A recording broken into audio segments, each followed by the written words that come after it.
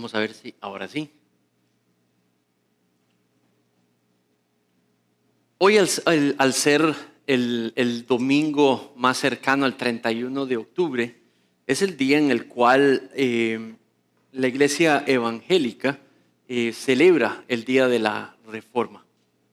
Cuando digo la Iglesia Evangélica, era un término que usaba Martín Lutero, y él decía que la palabra evangélico viene de la palabra griega evangelion, y evangelion es las buenas nuevas de salvación del Señor Jesucristo, la salvación por fe en la obra de Cristo. Entonces, una persona evangélica era una persona que había recibido las promesas del Evangelio, aceptaba y vivía con el Evangelio trabajando en su corazón. Y eso es un evangélico. Y él decía que los cristianos somos evangélicos. Y por eso, si usted ha escuchado el término, ese es el inicio. Y como el video nos adelantaba un poquito sobre qué es la reforma.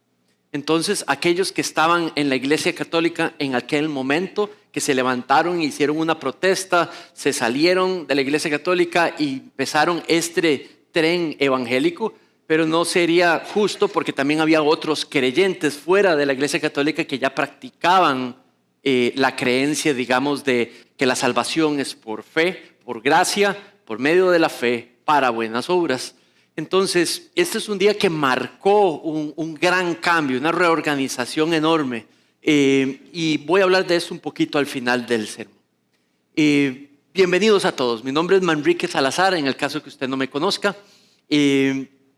Hoy, debido a este día, que se celebra el 31 de octubre, que sucedió un evento que hemos mencionado hace bastantes años, este es el 507 aniversario de la Reforma. Entonces voy a pedirles para guiarles al centro de lo que hoy disfrutamos cuando estamos siendo recordados de ese evento histórico como parte de la iglesia. Quiero llevarte, por favor, a la carta de Efesios. Y allí, en el capítulo 2, y vamos a leer juntos los primeros 10 versículos.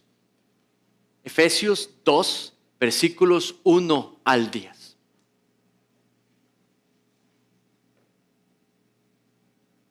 Versículo 1. Y Él les dio vida a ustedes que estaban muertos en sus delitos y en sus pecados, en los cuales anduvieron ustedes en otro tiempo según la corriente de este mundo, conforme al príncipe de la potestad del aire, el espíritu que ahora opera en los hijos de la desobediencia. Entre ellos también todos nosotros en algún tiempo vivíamos en las pasiones de nuestra carne, satisfaciendo los deseos de la carne y de la mente, y éramos por naturaleza hijos de ira, lo mismo que los demás. Versículo 4. Pero Dios, que es rico en misericordia, por causa del gran amor con que nos amó, aun cuando estábamos muertos en nuestros delitos, y nos dio vida juntamente con Cristo, por gracia ustedes han sido hechos salvos. Y con Él nos resucitó y con Él nos sentó en lugares celestiales en Cristo Jesús, a fin de poder mostrar en los siglos venideros las sobreabundantes riquezas de su poder, a fin de mostrar en los siglos venideros las sobreabundantes riquezas de su gracia, por su bondad para con nosotros en Cristo Jesús. Porque por gracia ustedes han sido salvados, por medio de la fe. Y esto no procede de ustedes, sino que es don de Dios, no por obras, para que nadie se gloríe. Porque somos hechura suya, creados en Cristo Jesús para hacer buenas obras, las cuales Dios preparó de antemano para que anduviéremos en ellas. Amén. Vamos a orar y poner este tiempo en manos del Señor. Padre, venimos a ti, Señor, sedientos de tu palabra. Queremos, Señor, crecer en ella. Por favor, usa este texto para edificar, animar, levantar, Señor, nuestros corazones y nuestros espíritus a ti, para que estos puedan glorificarte de una mayor manera y una mejor manera para tu gloria.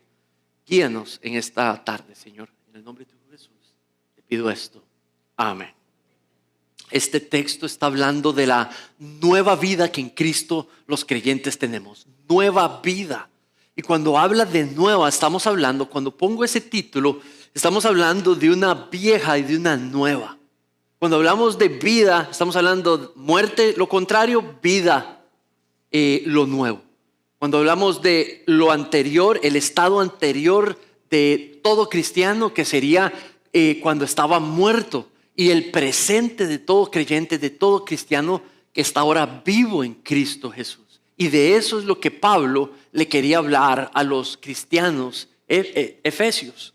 Entonces, saben, aparte de Cristo, toda persona está muerta en sus delitos y sus pecados. Ese es el estado natural de todo ser humano. Está muerto en sus delitos y pecados. Delante de Dios, muerto por sus pecados y por sus delitos. Mira el versículo, dice, te lo pruebo con el versículo. Y les dio vida a ustedes, tiempo presente. Ahora habla del pasado de ellos, quienes estaban muertos en sus delitos y pecados. Ahora va a expresar lo que significa estar muertos en sus pecados. El video decía de que algo que Martín Lutero pudo volver a hacer resalir en su tiempo era cómo era que Dios destruía, digamos, Dios quitaba de estar ahí dominando el corazón del ser humano la maldad en el ser humano. Y de eso Pablo es lo que está hablando aquí. Entonces habla de que esta nueva vida ha sido traída a un ser que estaba muerto. Por muerto quiere decir completamente separado, alienado, sin relación, sin comunicación. Entonces estamos hablando que el pecado separa al ser humano por completo, en cuanto a comunicación y en cuanto a relación, en cuanto a posición frente a él. Entonces dice que estábamos muertos. Ahora expande qué quiere decir con muertos. Esa palabra, antes si se van al capítulo 4 de Efesios, versículo 18, describe los que estaban muertos en sus pecados y sus delitos. Mira lo que dice, Efesios 4:18. Dice el mismo Pablo, ellos tienen entenebrecido su entendimiento, están excluidos de la vida de Dios. Los muertos en sus pecados están excluidos de la vida de Dios. ¿Qué es eso de la vida de Dios? La vida que solo Dios provee, la vida que Dios se mantiene sosteniendo y dando. Los que están muertos en sus delitos y sus pecados no tienen acceso a esa vida. Están excluidos de ella. No, ni la tienen de parte de Dios, ni son sostenidos por parte de ella. Ahora expande con 3 ideas cómo luce una persona que está muerta en sus delitos y sus pecados. Mira el primer versículo. Dice que vivía en los cuales anduvieron en otro tiempo según la corriente de este mundo. Los muertos en sus pecados estaban esclavizados al mundo. Los muertos en sus pecados hoy están dominados y controlados por la presión y la enseñanza del mundo. Esto viene de distintas maneras. Podría ser la cultura, lo que enseña la cultura, lo que cree la cultura. Podría referirse a la presión que ponen nuestros, ya sea familiares, vecinos, amigos, compañeros de trabajos, primos, que meten información y nos llevan desde que estamos chicos, los tíos, las tías, los abuelos, los papás, si nos están enseñando cosas que son de acorde al mundo y no de acorde a la palabra de Dios. Esclavizados, presionados por esa información.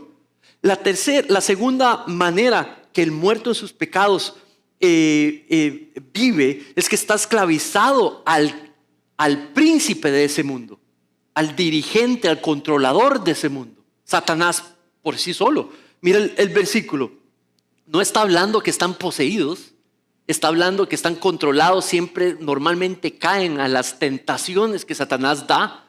Mira el versículo, sigue diciendo, conforme al príncipe de la potestad del aire, el espíritu que ahora opera en los hijos de desobediencia. Entonces ahora se está refiriendo que también, no solamente esclavizados por la corriente del mundo, por lo que dicen los demás, por lo que la cultura dicta, pero muerto en sus pecados también, está esclavizado por el control que ejerce Satanás propia. ¿Cómo? Cuando tienta, cuando susurra, cuando empieza y habla y usa a las personas, convence al mundo de distintos valores, distintos estándares de vida, prácticas en la vida. Entonces, ¿qué es lo que pasa? Que ahí viene y tenta y hace pensar que algo que Dios considera terrible no es tan terrible, que algo que Dios considera no debiéramos de andar, voy a probarlo, no es tan malo. Y viene la tentación y parece que tenemos esa inclinación a caer en la tentación. Inclusive ya llega un momento donde el corazón está duro, como explicaba el capítulo 4, el entendimiento entubrecido ya lo ve como bueno. La tercera descripción que dice esclavizados por la carne. Y cuando habla de carne se refiere a los deseos personales de cada uno de nosotros. ¿Verdad? Mira, el versículo sigue diciendo, entre ellos también todos en otro tiempo vivíamos en las pasiones de nuestra carne, satisfaciendo los deseos de la carne y de la mente, y éramos por naturaleza hijos de ira, lo mismo que los demás. Saben, me acuerdo perfectamente, creciendo de chico en un contexto católico, donde me decían que me habían dicho, me habían enseñado que tener relaciones sexuales fuera del matrimonio no era bueno. Eso me fue enseñado de niño. Lo vi en ciertos momentos. Que simplemente no era algo que era agradable a Dios. Pero ¿qué es lo que pasa? Todo el mundo, en mi familia, en la iglesia donde yo atendía y crecí, era algo normal. La gente lo practicaba y la gente lo hacía. Y no había mayor problema. No se veía como algo ya tan terrible, aunque se sabía que era malo, que no era conveniente. En mi grupo de amigos crecimos diciendo que era malo, y conforme fuimos atravesando los tiempos y las etapas, ya aquello no era tan malo, tal vez justificable, tal vez si uno lo probaba, uno podía llegar a entender un poquito más de qué era. El primero lo que lo hizo, entonces ya nos ponía esa presión, ustedes tienen que probarlo también. Alguien en la familia o un hermano de uno cayó en lo mismo, terminó casándose fuera por motivo específico de que hubo un embarazo, ya aquello se volvía justificable, normal en mi hermano, aquello totalmente se volvía algo que era no agradable a Dios, no permitido por Dios, se volvía algo normal, aprobado y sin mayor problema. Eso es un pequeño ejemplo de cómo alguien que estaba muerto en sus pecados podía conscientemente considerarlo y escucharlo como algo incorrecto y llegar a practicarlo con todo su ser y sin ningún problema. Alguien muerto en sus pecados está dominado no solamente por lo que la cultura dice, dominado por sus propios deseos y dominado por aquel que está rigiendo y controlando el mundo completo. Ahora el versículo dice que los muertos en sus pecados están bajo la ira de Dios, bajo el juicio de Dios. Mira el versículo 3 y dice, entre ellos también todos nosotros en otro tiempo vivíamos en las pasiones de nuestra carne. Al puro final dice, y éramos por naturaleza hijos de la ira, lo mismo que los demás. No solamente los efesios cristianos antes de Cristo estaban sometidos a la ira de Dios, bajo el juicio de Dios, porque estaban muertos en sus pecados, pero también toda la raza humana, todos nosotros, dice. Entonces el estado natural de una persona es que nace muerta en sus delitos y sus pecados, apartada de Dios, dominada por la cultura, el mundo, aquel que controla el mundo y por sus propias pasiones.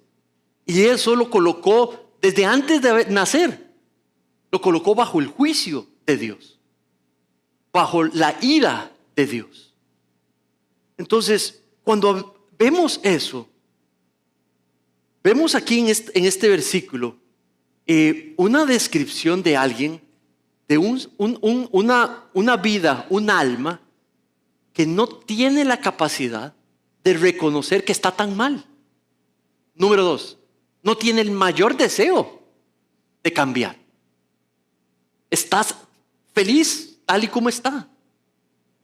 Yo puedo recordarme mi vida antes de Cristo y si bien había conciencia de cosas que hacía bien y cosas que hacía mal, las cosas que hacía mal, en la mayoría de los casos, llegaba un momento que ya no me sentía mal hacerlo.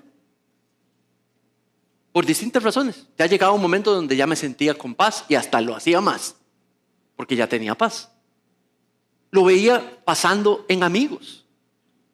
Lo veía pasando en mis amigos más cercanos. Lo veía pasando en los hombres que yo más respetaba. Hombres que decían, cuando uno era niño, adolescente, hombres que decían hay que ser fiel a la esposa. Unos años después se volvían infiel a la esposa y está bien.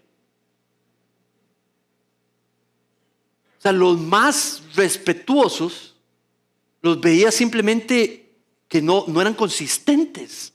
Los que más respetaban no eran consistentes. Pero inclusive el que más valía para mí, yo mismo, terminaba haciendo las mismas cosas. Era cuestión de ver los diarios y ver los periódicos y podía ver perfectamente la inhabilidad del hombre de cambiar su situación o de mejorar su situación. Pablo lo dice. Pablo asesinaba a cristianos. Pablo los sacaba de las casas y los arrestaba y los llevaban para que los mataran. Niños, niñas, señores mayores, menores, eso era lo que hacía. Y no solamente creía que Cristo era un charlatán, sino que todos los cristianos merecían la muerte. Y lo hacía con gusto, porque estaba muerto en sus delitos y sus pecados, dominado por el mundo, dominado el mundo alrededor, dominado por la tentación del diablo, entregado a sus propias pasiones. Esa es la posición antigua, anterior de todo creyente, de todo cristiano, de todo discípulo o discípula de Cristo. Y es la condición de cómo nace todo ser humano. No es cierto que somos buenos. No es cierto que somos buenos, que a veces nos equivocamos. Esa no es la naturaleza del ser. La naturaleza del ser humano en la Biblia es descrita como alguien que tiene la inhabilidad de cambiar su realidad, afectado por las distintas cosas que he mencionado. Apartado de Cristo, muerto en sus pecados. Pero también la Biblia nos enseña de que hay vida, que con Cristo, unidos a Cristo, Dios nos ha traído una vida nueva. Mira el versículo siguiente, el 4. Pero Dios, entonces habla de específicamente, cambia la dirección. Está hablando de los muertos en pecado, no tienen esperanza, están bajo el juicio de Dios, pero de pronto Dios hace algo. Entonces se vuelve y ahora habla de la esperanza que tienen, que en Dios hay esperanza. Y entonces trae el versículo 4, pero Dios, que es rico en misericordia, por causa del gran amor con que nos amó, aunque estábamos muertos en nuestros pecados, nos dio vida juntamente con Cristo. Entonces está hablando de la asombrosa gracia de Dios, este despliegue de quién Él es, de su carácter. Dice que no es de su justicia, dice que es de su amor, de su misericordia. Ve a los que no tienen esperanza, a los que están bajo su juicio, y decide hacer algo para que puedan vivir, salir de esa vida de estar muertos a pasar una vida nueva. Ahora déjame darte una ilustración. ¿Ustedes alguna vez han sembrado una semilla y la han visto crecer? Bueno, yo he hecho eso varias veces. Una de las que hacía mucho era con la albahaca. Si usted conoce la semilla de la albahaca, esta es una cosita bien chiquitita. Entonces, cuando la albahaca usted la deja crecer, más de lo que debiera, va a generar una flor. Cuando genera la flor y se seca la flor, ahí en cada flor tiene 4 semillitas. Entonces, si usted saca las semillitas y cuando ya están secas, la flor se muere, entonces usted las saca y puede ponerlas a secar en una servilleta. Y una vez que están secas, usted las vuelve a plantar y sale la plantita. Le riegas agua, le pones un plastiquito, se vuelve húmedo, ¿verdad? Y empieza a crecer. Si observas bien cómo funciona una semilla, la semilla se pudre. En realidad la semilla muere y la semilla se quiebra. Y donde se quiebra, se hace una reacción química adentro. Y lo que sucede es que empieza a salir vida. Pero es interesante, tiene que podrirse, tiene que morirse para que pueda haber vida nueva. Eso ilustra un poco lo que ha pasado en la vida de todo creyente, lo que podría pasar en el corazón de una persona que no ha recibido a Cristo como su Señor y Salvador. ¿Y qué es lo que sucede? Que puede pasar de muerte a vida y a una vida nueva. No es que se vuelve una persona mejor. No es que ahora se vuelve una persona buena. No. Lo que dice el texto es que vuelve a nacer, recibe una vida nueva. Es visible, algo sucede. Entonces, vemos la expresión de su increíble gracia. Dios viene a redimirnos. Entonces dice, rico en misericordia, por causa de ese amor, aunque estábamos muertos, nos dio vida con Cristo. Entonces, ¿cuál es la fuente de la acción de Dios? Su gracia. Y describe que es su gracia la cual provoca el cambio en las personas. ¿Cómo? Cuando las personas ponen su fe en Cristo, son unidas a Cristo. Entonces, mire el orden de las cosas. Dice allí que cuando estábamos muertos, nos trajo y nos hizo nacer de nuevo. Nos hizo, ¿cómo dice la palabra? Aunque estábamos muertos en nuestros delitos, nos dio vida. La segunda acción, con Él nos resucitó. Y la tercera acción, nos sentó en lugares celestiales. La primera nos dio vida nueva. Se refiere que si Dios es el dador de vida, de su gracia nos impartió esa vida. Y es una vida nueva. Nos resucitó. Tiene que ver con la resurrección de nuestro Señor Jesucristo. Que el poder que lo hizo levantar de entre los muertos y vencer la muerte, ahora que estamos unidos a Cristo, ese poder trabaja en nosotros. Entonces tiene la capacidad de romper ¿qué? La vida nueva, regenerar el corazón para que ahora pueda vivir en obediencia a la voluntad de Dios. El poder, el segundo, que tiene que ver con resucitar, el poder que estaba trabajando en Cristo, ahora como estamos unidos espiritualmente a Cristo, ese poder está trabajando en nosotros. Ahora el tercero, nos ha sentado en lugares celestiales. Esa expresión de que Cristo ascendido, colocado sobre todo poder y dominio, quiere decir que Él tiene poder de quitarle el control que tiene todo dominio de la oscuridad. Y si estamos sentados junto con Él, ¿qué está diciendo? Que el poder de la oscuridad ya no tiene ese dominio sobre nosotros porque estamos unidos a Cristo. Los que han recibido una vida nueva pueden cambiar. Pueden dejar de hacer eso que no es agradable a Dios. Pueden empezar a gustarles las cosas que antes no les gustaba. Pueden empezar a reconocer lo que es verdad. Puede empezar a estudiar la Biblia y puede llegar y decir, sí, me parece, voy a hacer esto. Empieza un deseo genuino, porque ahora estamos unidos a Cristo. La presencia del Espíritu le genera ese deseo y esa sed de querer agradar a Dios, de querer creer lo que Dios dice. Entonces, en resumen, esa vida nueva es esa obra que hace el Espíritu Santo de regenerar el corazón. Jesús se lo dijo a Nicodemo. Este era un señor que practicaba la ley, que sabía mucho de la ley, un fariseo. Y Jesús le dijo, Nicodemo, si quieres entrar al reino de los cielos, tienes que volver a nacer. Esta es la profecía que estaba en Ezequiel o inclusive en Jeremías, que decía, vendrá el tiempo donde yo les daré un nuevo corazón. Les quitaré el corazón de piedra y les daré uno nuevo. Esa vida nueva es el cumplimiento. Pero en el versículo, mira el versículo, dice que lo que lo causa es la gracia de Dios.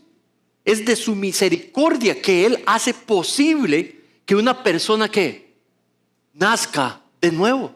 No es el mérito humano, no es la obra humana, no los sacrificios que hace. Dice que es de su misericordia. Y dice que vuelve y trae una vida nueva a la persona. No hay mérito ahí, no hay obra ahí. La causa es la gracia de Dios. Entonces, ¿se acuerdan cuando estaba Jesús frente a la tumba de Lázaro? Lázaro le dijo frente a la tumba y le dijo, Lázaro, sal, levántate. Y el acontecimiento es narrado que inmediatamente salió Lázaro, quitándose las vestiduras, digamos, las telas, ¿verdad? Y salió vivo. Estamos hablando de un llamamiento que hace en algún momento el Evangelio, Dios, en el corazón de la persona, que esa persona pasa de estar del estado antiguo, muerto en sus pecados y delitos frente a Dios, a estar ahora vivo para regocijarse viviendo una vida nueva. De nuevo te recuerdo, la conversión, la salvación, no hace a una persona mejor. No hace a una persona que pasa de ser mala a ser buena. Lo que dice el texto es que lo que hace es que la persona ahora tiene una vida nueva. Vida nueva es el término. Entonces, ¿saben? En la última sección, ahora, lo que va a decir, lo que nos va a enseñar Pablo, es que la salvación es por gracia. Que la salvación se adquiere por gracia, por medio de la fe, para buenas obras.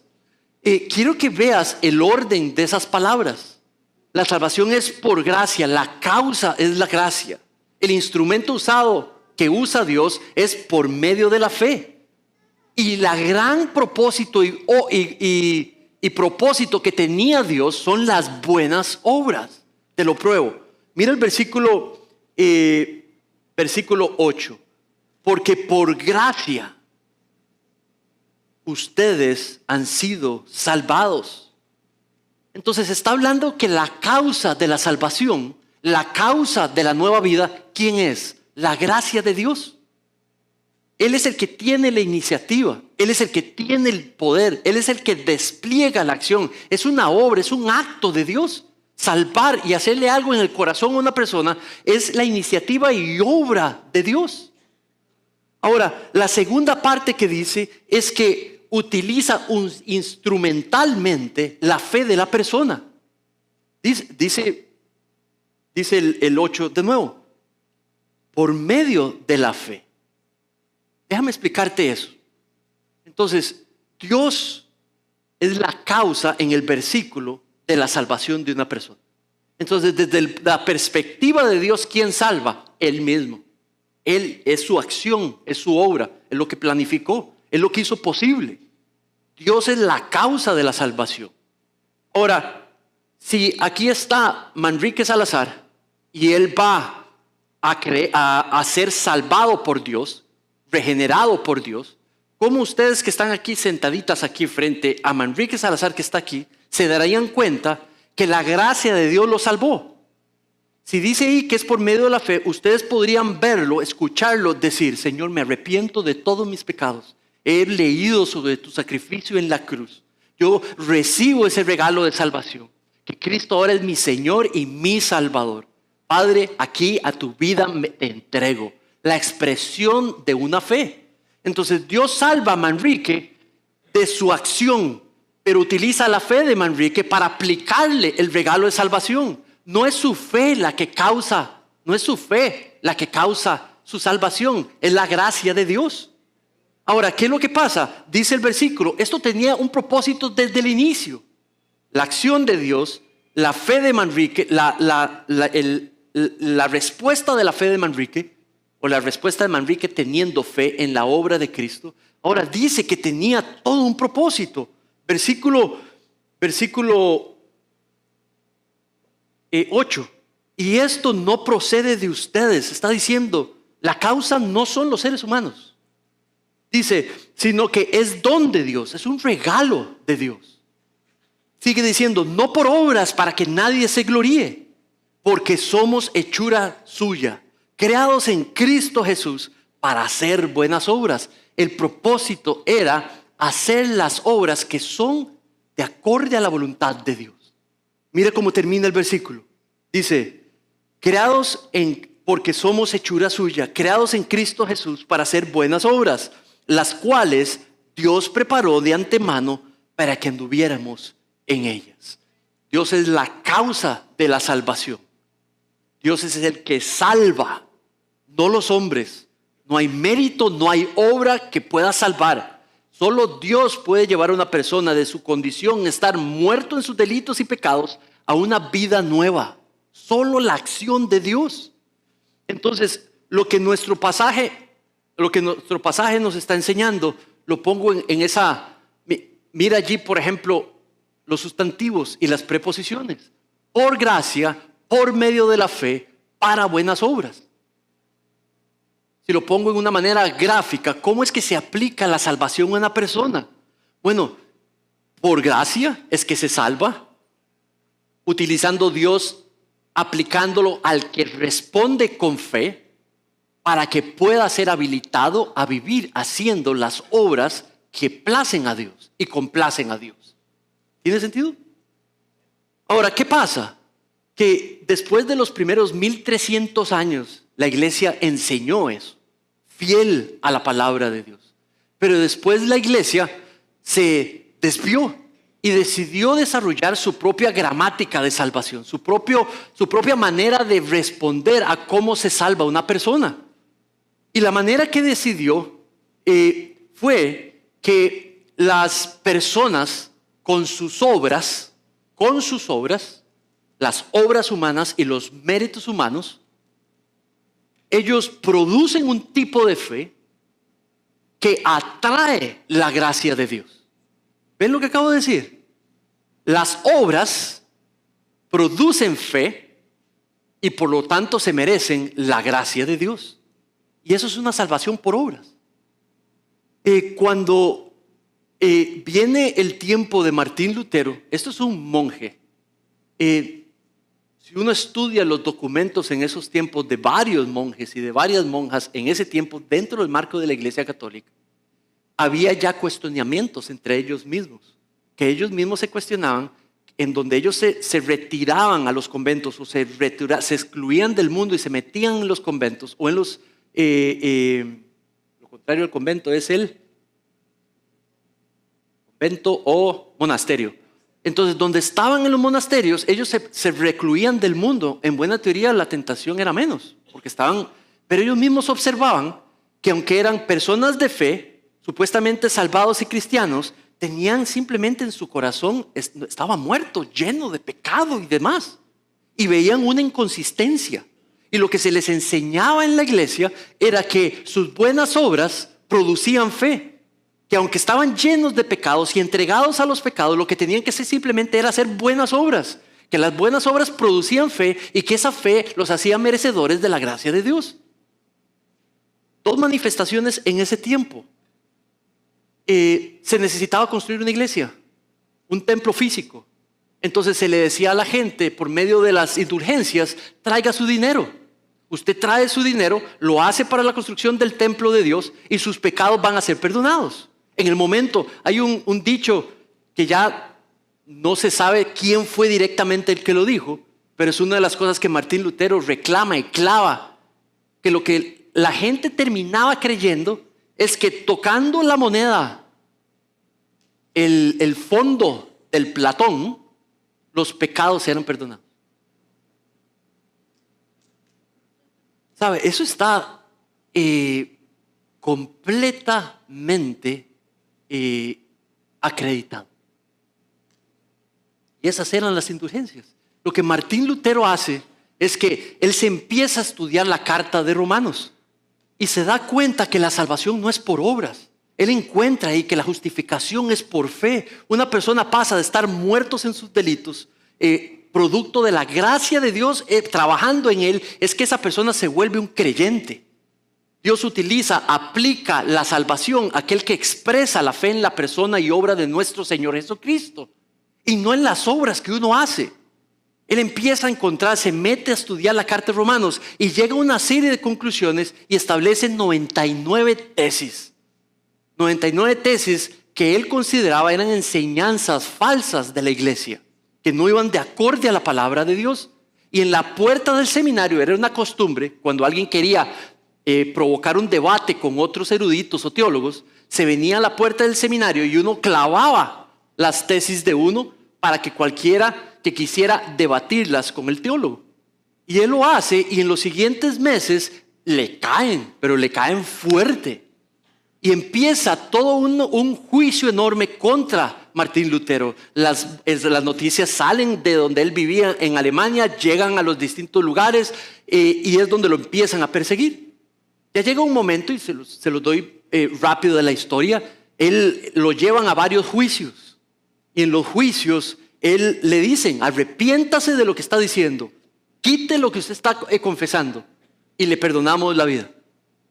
Y él dice, no lo puedo, en mi conciencia, en mi razón, yo he leído y estudiado lo que el texto dice, esto es lo que mi conciencia dice, yo tengo que enseñar y vivir. Lo que se está enseñando es falsa enseñanza, no está en la Biblia. Y entonces al final ya él sabe y le avisan que lo van a asesinar, lo van a arrestar y lo van a asesinar. En ese tiempo la persona que hacía enseñaba algo contrario a las enseñanzas de la iglesia, lo ponían en una pira de madera y lo quemaban vivo. La última persona que susurró algo, también un padre y un sacerdote que susurró algo quejándose de lo que estaba diciendo Martín, lo quemaron. Y está registrado, lo quemaron en una pira. Entonces Martín Lutero se escapa y se va para Alemania y se reúne con el príncipe, que era el emperador de todo el reino alemán. Y el emperador también iba en contra de lo que eran indulgencias y demás. Y entonces lo recibe y le dice, usted aquí nadie lo toca. Usted se puede quedar aquí, enséñeme qué es lo que usted está aprendiendo y yo le voy a decir que usted empiece a fundar el movimiento que usted cree lo está llamando Dios a hacer. Y Martín Lutero entonces se da cuenta, lo siguen muchos monjes, padres, algunas también monjas, se salen, renuncian y se unen al movimiento de él. Martín Lutero creía en una palabra. Ya cristiano era algo que no valía. No valía. Y entonces él rescata una palabra que se llama el evangelio. La palabra en griego, evangelion. Y esta palabra la vuelve una descripción de alguien que ha creído y recibido el evangelio de nuestro Señor Jesucristo para salvación del alma.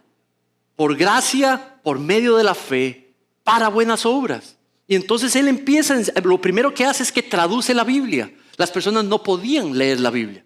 La Biblia solo la tenía la iglesia y estaba en latín. Solamente los ricos podían leer latín. Solo las personas los domingos leían un poquitito y nadie podía saber si lo que se estaba diciendo era verdadero, porque no tenían Biblia.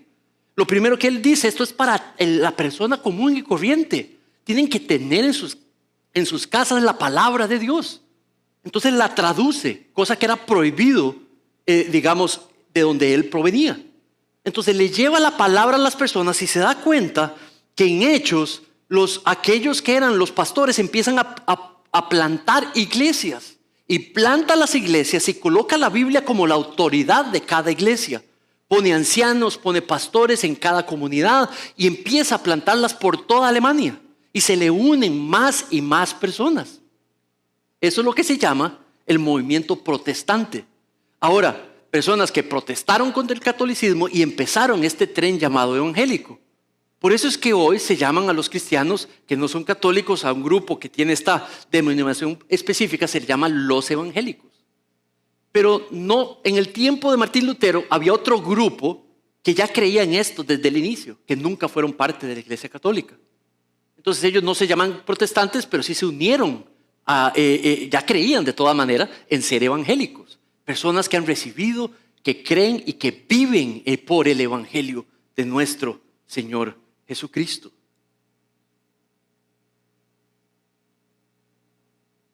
La Reforma le ha enseñado a la iglesia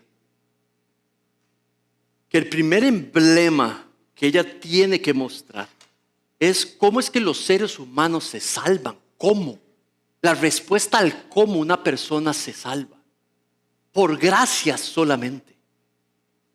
¿Qué utiliza Dios para traerle la salvación y volver efectiva la regeneración del corazón de una persona para que pase de estar muertos en sus delitos a estar en una vida nueva, donde el Espíritu Santo está reinando? Bueno, utiliza instrumentalmente, no como una obra, instrumentalmente la profesión de fe de la persona.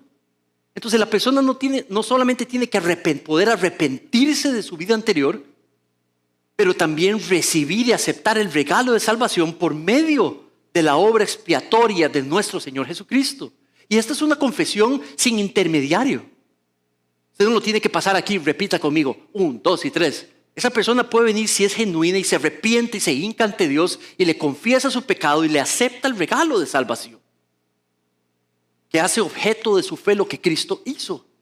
Y la Biblia promete que Dios es fiel, que responde y viene a morar al corazón de esa persona. Y la convierte y la regenera y ahora puede vivir para la gloria de Dios. El poder del pecado, el poder de la muerte ha sido quebrado ya en el corazón de esa persona y ahora puede vivir como Dios, como su Padre Celestial, y Él es adoptado y adoptada como su hijo en Cristo Jesús. ¿Saben? Ese es el fundamento de la fe cristiana y evangélica. Todo lo que cambia ese orden, mis hermanos, hace el sacrificio de Cristo no necesario. Si es por obras, entonces la cruz ya no es necesaria. Si es la iglesia la que salva, porque tiene un poder especial que salva, ya no necesitamos a Cristo. Y ya no necesitamos la Biblia. No podemos creer en la Biblia solamente una parte y obedecer unas y desobedecer otras. O le creemos todo o no le creemos nada. O Cristo hizo una obra que es permanente, porque Él clama que es permanente y que es suficiente, porque si no es suficiente, si necesitan nuestras obras o el poder supuestamente dado a un grupo, entonces de nada sirve la cruz y el sacrificio en la cruz. Entonces simplemente la fe verdadera, la genuina, es la que describe la Biblia. Y la Biblia describe ese orden. La gracia es lo que causa tu salvación. La fe tuya lo que genera es la aplicación de esa decisión de Dios. Y las obras prueba que eres una hija y un hijo de Dios. Y esa es la práctica de nuestra fe. ¿Qué te llevas con todo esto? ¿Qué te está enseñando el Señor con todo esto? Y a mí me está enseñando específicamente que puedo reconocer claramente cuando yo estaba en los tiempos donde yo estaba muerto en mis pecados. Ahora lo puedo ver más que nunca. Puedo ver cómo yo vivía mi espiritualidad, pero no era una espiritualidad genuina. También me ayuda a entender que el hecho de que Dios sea el que se designe la causa de mi salvación y de mi conversión y de mi regeneración y la entrega de esta nueva vida, me hace ver de que no dependo de mí ni mis esfuerzos, que dependo solamente de Dios. ¿Tú sabes eso? La salvación por gracia deja que la salvación esté segura. No hay nada que tú puedas hacer o dejar de hacer que te la robe o que te la quiten o que la devuelvas, porque Dios la tiene segura, protegida. Entonces una persona puede vivir su vida nueva sin el requerimiento de ser perfecto, pero con el deseo propio, porque hay un nuevo corazón y una nueva vida que busca con todo lo que tiene y con todo lo que quiere, con todos sus deseos, busca la voluntad de Dios. Pero si la planificación de Dios de antemano eran las buenas obras, entonces también me deja recordar que Dios quiere que yo esté siendo progresivamente, constantemente transformado. Transformado. Si yo no estoy siendo constantemente transformado, si yo no me entrego a ese proceso de ser cambiado para producir buenas obras donde no se están generando, eso me permite una llamada de atención para acercarme a mis pastores o a mis hermanos y hermanas para que me ayuden a producir los frutos donde no se están dando. También me enseña que ningún pastor ni ningún cristiano puede producir la salvación de otra persona. Y me queda claro que es solamente Cristo. Entonces, ¿qué es lo que pasa? Que yo no coloco a ningún pastor ni a ningún cristiano en la posición que solamente Cristo tiene. Porque entonces si un pastor me queda mal o hace algo mal, me duele, pero no cambia nada. Porque la salvación no vino de él. La transformación no depende de él. El yo hacer la voluntad de Dios depende solamente de Dios. Mis hermanos, la reforma nos enseña que tenemos que estar constantemente autoanalizándonos como iglesia. Lo que creemos, lo que hacemos, para tratar de ver si hay error. Y si hay error, nos arrepentimos y lo reconocemos. y lo cambiamos para la gloria de Dios. Amén. Vamos a orar.